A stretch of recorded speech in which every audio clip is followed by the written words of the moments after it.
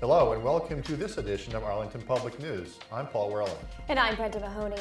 At Arlington Public News, we bring you stories of interest to Arlington and surrounding communities. In tonight's newscast, we report from a recent meeting looking to change the Massachusetts state constitution to raise funds for schools. We present highlights from the 2015 AIFF kickoff event at Town Hall, and we talk to two Arlingtonians behind the Nova web series, The Secret Life of Scientists and Engineers. Plus, we have the latest segment of Julia Around Town, a series that reflects life in our community.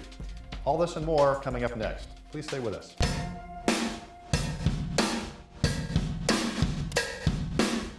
Arlington's Board of Selectmen are questioning the timing of additional documents submitted to Mass Housing regarding the Mugar site.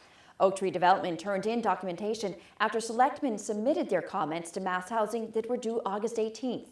In the documents, Oak Tree responded to some of the issues raised at the August 12th special selectmen's meeting held at Town Hall. APN's James Milan has more from the recent Board of Selectmen meeting.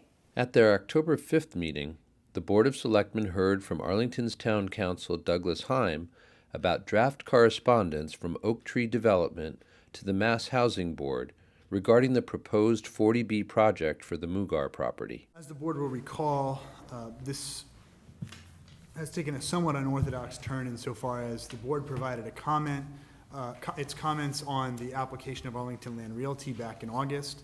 It's atypical for a developer to submit a response to those comments, but in this case, the board not only received a response, but supplemental filings that did address some of the technical deficiencies in the application that this board highlighted after its review of the original application and the meeting that it held.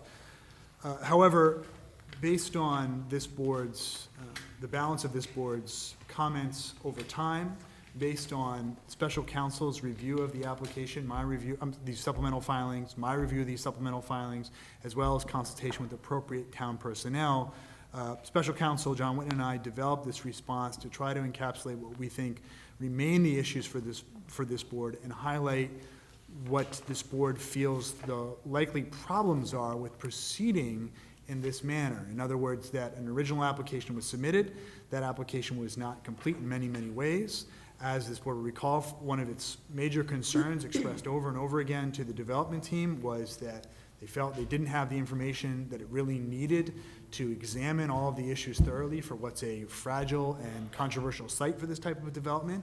And the sort of continuing trickling in of information is not a fair way for this board to evaluate this project on its merits. With regard to the time frame for the process, Douglas Heim said, we're not on a specific timeline insofar as, because we've departed from Mass Housing's traditional process, Mass Housing's perspective, I consulted with Jessica Malcolm of Mass Housing today to confirm this. Mass Housing's perspective is that because the site plan has not changed, this remains the same application. We can all quarrel with that, but their perspective is that this is one application that continues to have things filed on it, and they welcome further comment from the selectmen if the selectmen so choose to provide it. But they're essentially not giving us a specific time frame because there is no typical process for this level of engagement. After hearing comments from the board, minor changes were made and a finalized version of the letter was sent to Mass Housing on October 6th. Stay tuned to APN for more updates. Local state delegates and organizers of Raise Up Massachusetts are leading a move to raise funds for schools and transportation. On September 30th, they held a meeting to discuss the proposal with Arlingtonians. It calls for an amendment to the state constitution in order to put an additional tax on those who earn $1 million or more. APN was there and brings you this report. Massachusetts lawmakers are teaming up with the Citizens for Public Schools and the Massachusetts Teachers Association to pass the Fair Share Amendment. The amendment calls for a change in the state constitution that raises taxes on the wealthy or those receiving an income of over $1 million. The additional revenue would be used specifically towards public education and transportation. Mary Cummings has been a teacher for 43 years and is a member of the Massachusetts Teachers Association as well as the Citizens for Public Schools. She currently teaches at the Thompson Elementary School, and her main wish is to get educators back involved in the policymaking. We know what we need to make education better, and I would start with smaller class sizes. And in order to have smaller class sizes, you have to have more teachers and you have to have more room. You also need to get back the services that have been cut, like some of the art classes and some of the music classes. Some towns in the state are missing a whole lot of those extra classes. Librarians aren't librarians, they're aides. So just getting in some real professionals that can do the job and more aides to help them. So personnel is a really big issue.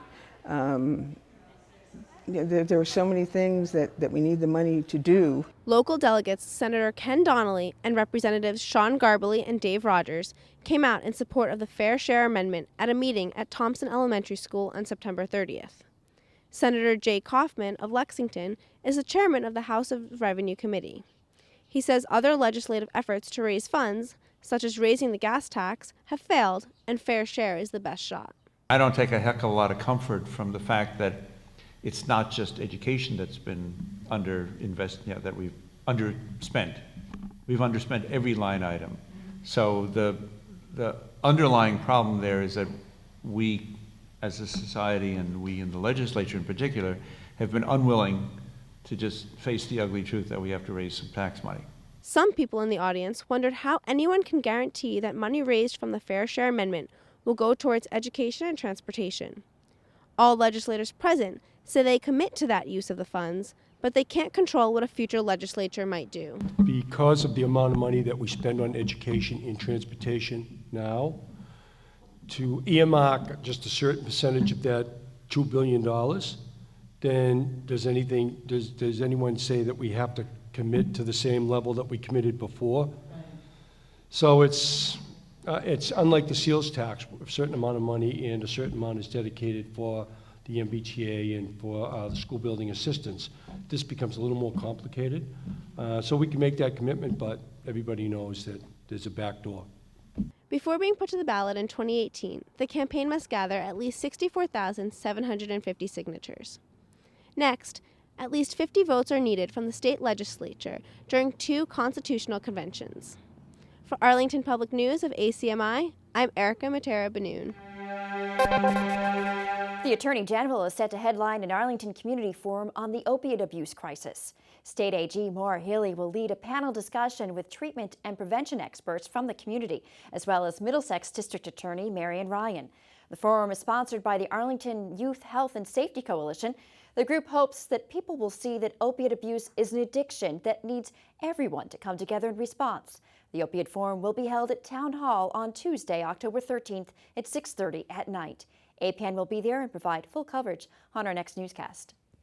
You know, Brenda, this is a very real problem, and this is another step toward shedding light and providing resources to this problem in the community. It certainly is, and should note that ACMI will also be recording the event in its entirety, and that will also air at a later date.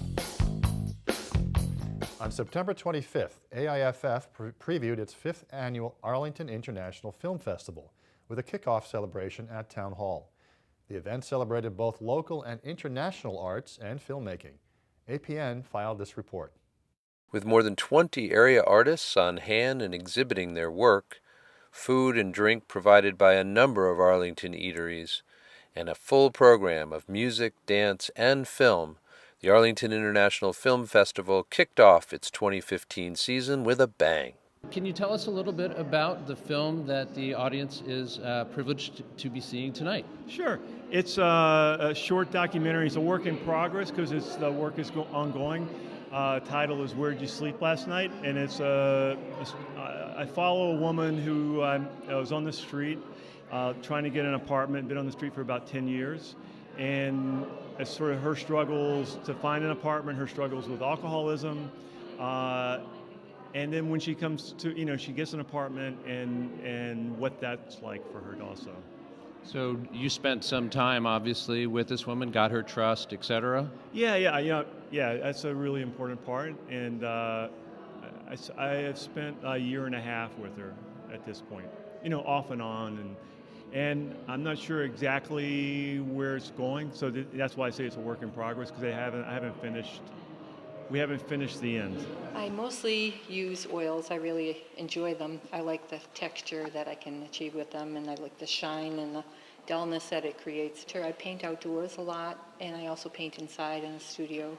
As you can see on this one here, winter, this was from a few, actually videos. I had taken a couple videos of the storm and painted from them. I mean, what a great thing that we have going here, a connection to the creative community in Boston, in New England, in the United States, and around the world. April was telling me about the number of submissions that they got this year. I mean, it's just into the thousands. I mean, the poor judges have had too much work to do. But this is a great thing for our community and a great thing for the wider world. Yeah, my art, I love nature. Those are really inspire my artwork, especially I like rainbow and clouds. And I always draw like a cloud and rainbow. And I saw a lot of weird dreams that inspire my artwork too. And I love American movie that's inspired too. And if people see my artwork and then I can give them a smile, I'm so happy. It was a truly festive evening and a fitting kickoff to the 2015 Arlington International Film Festival, running from October 15th through the 22nd at the Kendall Square Cinema in Cambridge. We'll see you there. Have you ever wondered what it's like to be a scientist, a discoverer, or an inventor? Well, sometimes the wonder of what scientists and engineers do in their work is matched by what they're up to in their free time. APN recently got a peek behind the scenes of the NOVA WGBH production, The Secret Life of Scientists and Engineers. We spoke to the two Arlingtonians behind the series, executive producer Josh Eftel and producer Tom Miller.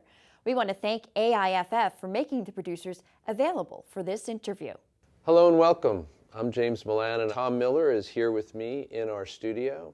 And Joshua Eftel, we have managed to connect with from New York via FaceTime. They are the creators of a web series and website that is affiliated under the umbrella of NOVA, and it is called The Secret Life of Scientists and Engineers. The idea is that you're looking at scientists, technologists, engineers, people who the general world sometimes thinks were hit by lightning and that's how they got to be these brainiacs. But in fact, they're real people. And one way to present that is to have them talk about their work, but also to show the other things that they do in their lives. So we have had a professional wrestler who was also a biologist. We have had another biologist who was in the Miss America pageant. She actually won the talent competition for piano playing. Yeah, that was really the spark. We were working on a film for MIT about cancer research. And in the process, I was meeting all these amazing people who were effectively working to cure cancer. At a certain point, I realized I have never heard of any of these people, and I don't know anything about them. They are not human to me in any way, yet I know all about people like Kim Kardashian. There's no way to avoid it. And I thought, well, what can we do to address this in some small way? How can we raise scientists to a similar level, to humanize them, to let people into their lives, to portray them in a way that is as compelling as they are as people. And that's what we strive to do. Part of the concept is that we don't just want to preach to the choir. We want people who might be professional wrestling fans who didn't know that they were interested in science and didn't know that one of their favorite wrestlers happened to also be a scientist. So that's part of the philosophy too, is that every week we try to portray a different person who comes from a different world. And in the process of presenting them, we hope that we bring in some of their fans. You know, these little bite-sized stories are kind of what people are looking for. And in many instances, the people that we're interviewing aren't Mayim Bialik or Tom Schultz, so they're not already famous. So to ask someone to make a commitment for half an hour to watch a show about someone who they don't already know is a harder deal. But if you say, hey, you know what? This guy can explain string theory in 30 seconds, you're probably more likely to click through to that video. And then once you do, you've kind of opened up this rabbit hole of all these other pieces. It does seem, in general, like a very happy confluence, not only that brought the two of you together in this series, but that then brings the series as part of the Arlington International Film Festival to our own backyard. And everybody else, of course, is invited as well to Kendall on October 15th at 7 p.m. for that. On behalf of Tom Miller in the studio and Joshua Seftel, thanks again for joining us. Their series is The Secret Life of Scientists and Engineers. I am James Milan. Thanks for joining us. Next, we bring you a conversation about economic freedom with the author of the book, Ending Extreme Inequality and an Economic Bill of Rights to Eliminate Poverty. After some significant debate, our founding fathers thought it wise to amend the Constitution they were drafting back in 1789 with a collection of guarantees meant to safeguard our political freedoms. They called it the Bill of Rights and hoped it would secure our freedom of religion, of speech, of assembly, amongst important others. What it left out, however, was any provision meant to secure our economic freedom. Joining me today via Skype from his home in San Jose, California to discuss this idea is Scott Myers-Lipton. Dr. Myers-Lipton is a professor of sociology at San Jose State University and the author of Ending Extreme Inequality, an Economic Bill of Rights to Eliminate Poverty. Welcome, Professor. Thank you, Peter, for having me on today. You're not talking about an end to inequality, but rather extreme inequality. When you say extreme, what exactly are you aiming to eliminate? Well, I think importantly, when you look at inequality, Americans have always accepted some level of inequality. It's the price of living in a capitalist society. You know, Franklin Roosevelt and others talked about releasing the creativity of humanity. You know, technological innovation and all these things are a positive of the capitalist system. However, it has another side to it that can, under certain conditions, lead to not just inequality, but where the top 1% and the top 0.01% start controlling so much of the wealth and of the income. And so what I'm calling for and what others have called for is this idea of an economic bill of rights, that just as you were saying, we've guaranteed our political rights, but not our economic rights. So we've been playing with what could be solutions, but I really believe this is a potential solution, a long-term solution to the crisis of what I would call extreme or gross inequality, which we have today. And certainly FDR laid out this vision of this second Bill of Rights. What rights was he asking the government to try and ensure for American citizens? There are 6 key rights that he was putting forth. One was, and I would say the most important, they're all important, right? Every right is important, but there's probably,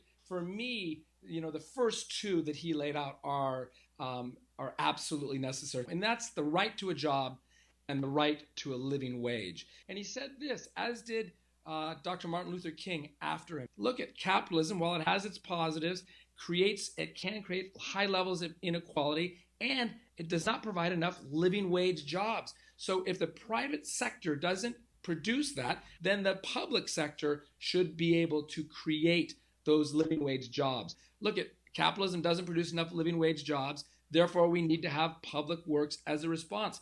Anytime public works rise, or anytime unemployment rises above 3%, massive public works should be put forward by the federal government. Well, the government has just turned a blind eye to that, but that is still the law of the land. We have a public works bill. It's called Humphrey-Hawkins. We don't have to enact anything, just implement what we already have, public works. So I would say my hope is for the people listening, we need to assert our democracy and take our democracy back and have policies that would get us back to what I would say would get us to our economic rights. For Professor Scott Myers-Lipton, I'm Peter Bermudez for Arlington Public News. Certainly an interesting perspective on economics and equality or inequality to add to the discussion here in Arlington through Arlington Public News. Yes, and if you as a viewer would like to learn more, an extended interview with Scott Myers-Lipton is available online at news.acmi.tv. On October 6, children's series author Soman Chaandani visited Ottoson Middle School as part of his book tour for the young adult novel, The School for Good and Evil. He shared insights into his work with middle schoolers, 2 of whom filed this report.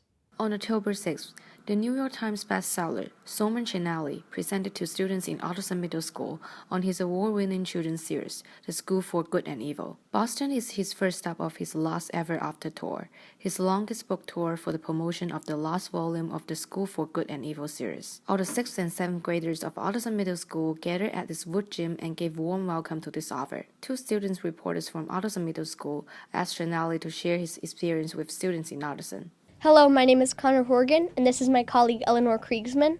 Today we're going to be interviewing Solomon Chenali, the writer of the book series The School of Good and Evil.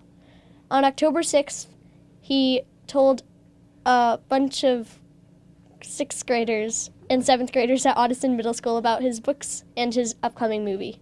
Thank you for being here with us today. Thanks for this is the highlight of my day. What message do you think you wanted to get across to kids at Ottoson? I mean, I think the main thing I wanted to talk about was the fact that so many of us are kind of brainwashed by Disney, so I wanted to get to the heart of the fact that even if we don't like Disney movies, they still have sort of informed our view of what princesses and fairy tales and witches and even boys and girls are supposed to be like. That whole idea of the pink princess is solely from Disney. So I wanted to kind of unbrainwash kids and teach them what real fairy tales were and also show them what an anti-Disney fairy tale looks like.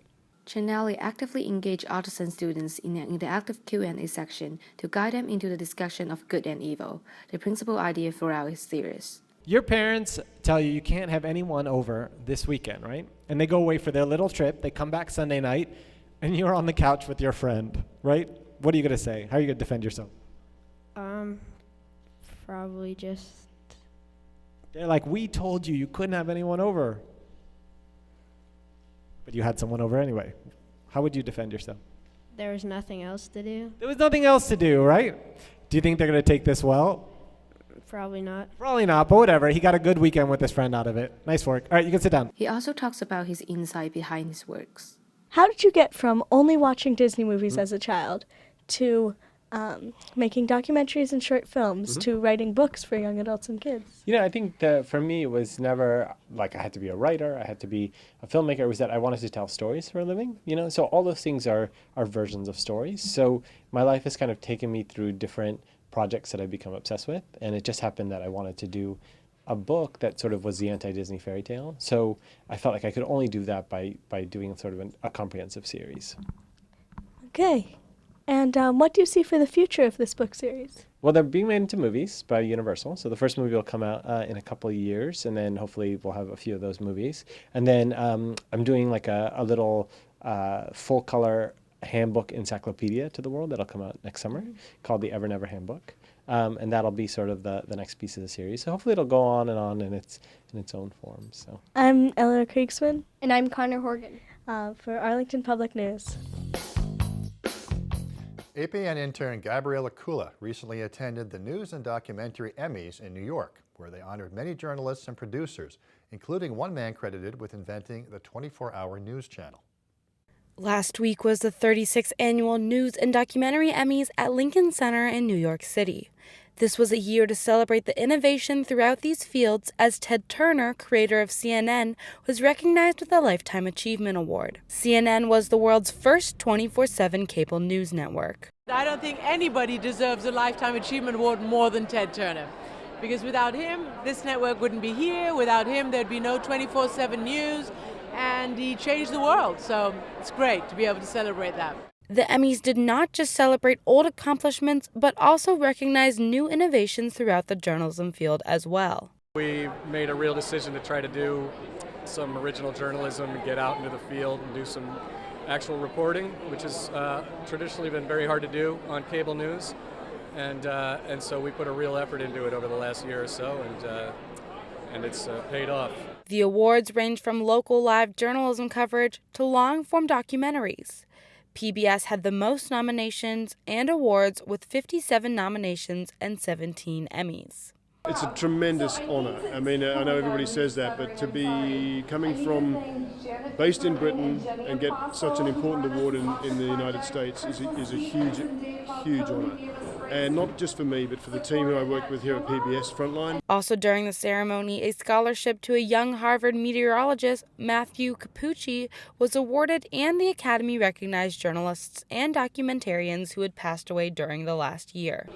Well, to be honest, Harvard actually does not offer a meteorology program, but instead I'll be doing what's called a special concentration. So kind of designing my own major, take the math and physics at Harvard, go over to MIT for the meteorology, and hopefully an internship in the Boston area. More than 1,000 television and news media executives attended the event, and 45 Emmys were awarded. It's a thrill for us to be here, and just we're beyond excited about this award. For APN, I'm Gabriella Kula. Julia Bloom is back with another Julia Around Town segment. This time, she visits the Arlington Reservoir, where volunteers held a workday to clean up the trails and gardens there. Recently, the Arlington Reservoir held a workday for visitors to celebrate the fall equinox and volunteers to help in the community garden. While there, I spoke with some of the event coordinators about what makes the reservoir important to Arlington. We're trying to publicize the reservoir, make people more aware of this resource, this incredible resource that is the reservoir, the water body as well as the path around, as the garden itself, which can be a really nice place to come and sit on the big rocks we put on purpose in the garden to come and meditate and being, even hidden from the path. And it's a wonderful habitat garden. The animals use it. And we've developed the paths and the sustaining plantings and work days to keep it going. We also worry about the reservoir itself. And we have culled some of the water chestnuts in the past, which we probably need to do again after the mechanical harvesting is done. And we also help to put down wood chips along the circumference of the pond so that the Arlington High School cross-country team can more safely run. We also have a project now with maybe removing invasives in those areas. And it's a very wonderful group of people who spent a lot of time here. Once the dam was reconstructed, it was a pretty barren area here. And we thought it'd be nice to make it more attractive to visitors and all. And we also had, somebody gave us a grant to the Land Trust for a habitat garden here. That was sort of the incentive to actually make things happen. And Martine came forward to help us with the garden design. We actually put it in 2011. A lot of work and preparation and so on. And you can see it's grown quite well since then. If you would like to learn more about the Reservoir Committee, you can check out its website, arlington2020.org/reservoir. The last workday for 2015 will be on Saturday, October 24th. For Arlington Public News, this is Julia Bloom. We really are learning a lot about the Arlington Reservoir there, the Res as it's known. Yeah, I haven't been there in quite some time. I haven't seen the new and improved trails that go along the reservoir, and it looks beautiful, so I'm going to make a point of trying to get out there within the next week or so. Not just for summer and swimming. No. Thank you for joining us this week to explore local events and issues around Arlington. Check out extended interviews and our latest segments on the web at news.acmi.tv. And don't forget to like us on Facebook and follow us on Twitter at Arlington Public. Please join us next time for another edition of Arlington Public News. I'm Paul Werling. And I'm Brenda Mahoney. Thanks for joining us.